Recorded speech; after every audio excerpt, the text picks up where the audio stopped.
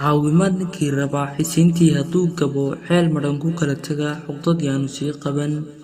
xumaxan ku raadso cawradaada muujmuuji caqli-xumada weeyaane ka cabso ilaahaaga caanimo ayaan cayb ku raadinayaa ilaahay ayaan cadho gelinayaa asluubta ayaan cirib tirayaa sooyaalka ummadda ayaan ku ciyaarayaa ceebtu way isu kadisa wanaaggu waa cambaaro weyn baryahan dambe waxaa soo badanaya dad badan oo raadinaya inay dadka ka sheegnaadaan oo ay caan noqdaan laakiin nasiib darro gabadh ahaan waxay muujinaysaa cawradeeda rag ahaanna waxay dilayaan raganimadooda waxaad kaloo arkaysaa wiil dhalinyaro ah oo wixii dalka ah haddana wax ka fiirsi la'aan wuxuu doono samaynayaa taasina waxaa ku kalifaysa keliya waa inay caan noqdaan haddaba maanta waynu aragnay inta ka taagan Instagram hablo isxaraashay oo xaraashay jidhkoodii kuna bedelinaya followers TikTok iyadana waxaa ka buuxa dad badan oo ruuxaya jidhkooda iyo bishimahooda kaliya muuqooguna meesha ka muuqdo waxaan aad ula yaabaysaa dhalinyaro leh barankii baan samaynaynaa kaasoo ay ku samaynayaan qof aanan ogeyn lagana nixinayo su-aasha isweydiinta mudan ayaa ah diinteenu miyay barnaysay arrinkaasi nabigeenu calayhi salaatu wasalaam waxa uu inaga nahiyey in aynu qof ka nixino ama aynu cabsi gelino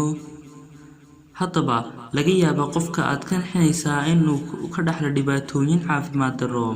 saameynna ay ku yeeshaan noloshiisa ee haddaba walaal ka joogso waxa aad samaynayso midda kale way isaflagaadaynayaan weliba sida carruurta oo kale dhaqanka iyo waxyaabaha ay samaynayaanna waa kuwa anshax darro ah haddaba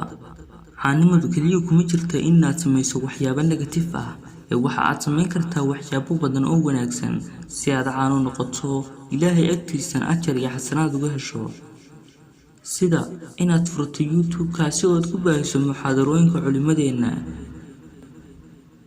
iyo in aad dadka ka wacyido halka aad ku fiican tahay ee aad leedahay dadka wax waad uga sheegi kartaa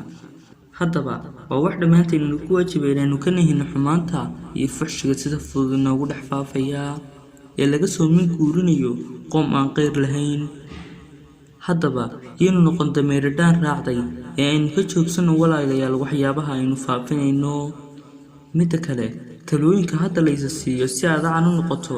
ayaa ah in aad samayso waxyaabo negatif ah oo ka soo horjeeda waxyaabaha ay dadku samaynayaan